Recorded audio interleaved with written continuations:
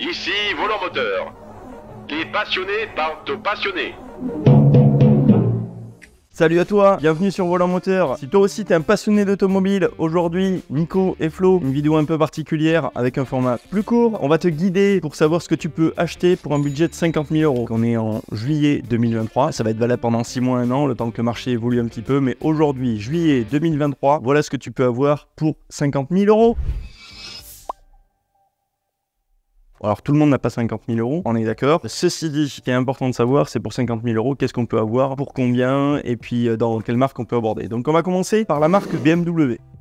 Aujourd'hui, BMW, qu'est-ce qu'on a pour 50 000 €? On peut avoir une M4, c'est un produit plutôt sympa, j'en ai de temps en temps à la vente, j'en ai vendu encore une la semaine dernière. La M4, entre 45 et 55 selon le kilométrage et selon l'équipement. Un produit, le 430 chevaux évidemment, enfin 430, 431 comme on peut dire. Un produit plutôt très sympa, assez bien qualitativement, un produit assez sportif, la boîte de vitesse très bien. Et ce qui va faire la différence pour 50 000 €, c'est surtout voir si c'est équipé d'une ligne MPerf, si c'est un véhicule français, donc ça c'est important. C'est quelque chose qui va permettre de savoir si le véhicule en soi est en bon état aussi, parce qu'évidemment il peut y avoir des produits qui sont moins chers mais pas forcément en bon état, mais en tout cas à 50 000 €, vous pouvez acheter une M4. C'est un produit plutôt sportif, pas de réels pépins ou soucis mécaniques sur ce véhicule là, ça c'est la première chose. Donc BMW, moi je considérerais que la M4 est un bon compromis pour un budget de 50 000 €.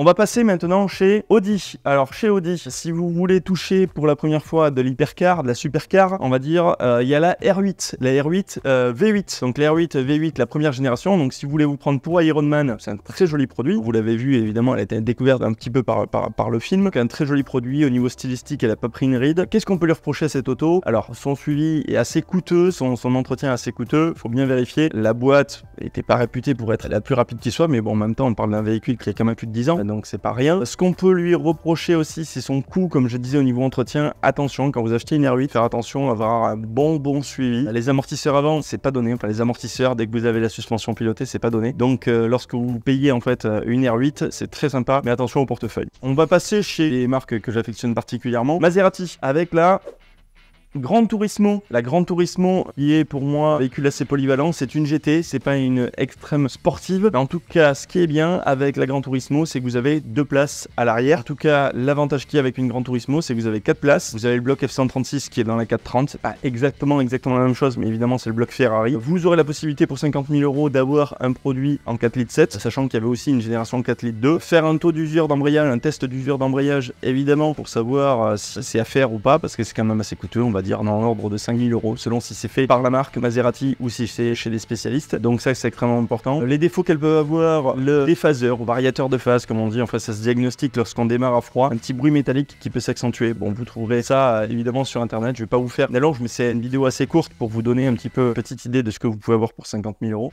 Chez Ferrari, très clairement, pas grand chose, parce que les cotes ont considérablement augmenté. Encore l'an dernier, on trouvait des 348 à 50 000 €. Aujourd'hui, la seule Ferrari que vous pouvez voir à 50 000 €, c'est de la mondiale. Voilà, donc véhicule des années 80. C'est pas la plus belle, mais ça reste une Ferrari. Il y a quand même un cheval cabré dessus, donc c'est vrai que pour 50 000 €, ça va être un petit peu juste si vous voulez aller du côté de chez Ferrari. On va partir chez Porsche. Alors, ce qu'on peut avoir pour 50 000 € aujourd'hui, très clairement, vous allez pouvoir avoir de la 996 4S qui est en train de monter. C'était un produit qui était un petit peu boudé et qui aujourd'hui remonte en cote. J'en ai encore vendu, donc il y a très peu de temps. J'en ai une en stock. Donc la 4S, et forcément, vous allez toucher à la 997. La 997 phase 1. Moi, le petit conseil que je puisse vous donner sur la phase 1, boîte méca. Pour moi, il faudrait de la boîte méca. La Type Pro, c'est une boîte qui fonctionne bien, mais c'est vrai que pour moi, en fait, la boîte méca est quand même un petit peu un cran au-dessus. Vérifiez aussi, évidemment, mais vous allez entendre parler d'IMS, etc. Oui, parce que c'est pas monté sur palier, c'est monté sur un roulement. Vous allez voir aussi sur internet, je vais pas vous faire le descriptif de ce petit roulement qui peut en fait casser et faire cric-crac le moteur, quoi.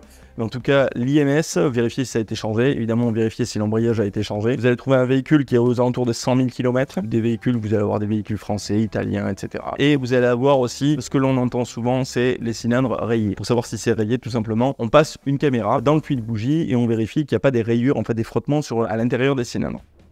Donc Mercedes aussi, vous allez avoir le classe C43 ou plus anciennement le C63 qui est plutôt pas mal. Le C43 AMG, un produit pareil, peut-être un petit peu kilométré, mais ça c'est un très très joli produit, une ligne plutôt sympa, même si de loin évidemment ça ressemble à une classe C un peu normale. Au niveau de la sonorité, vraiment un produit extraordinaire. Donc là, chez Mercedes, vous allez pouvoir trouver du C43 aux alentours des 50 000 €. Audi, BMW, Mercedes, Ferrari, Maserati, Porsche. On a à peu près fait le tour. On parle pas de toutes les petites marques, etc.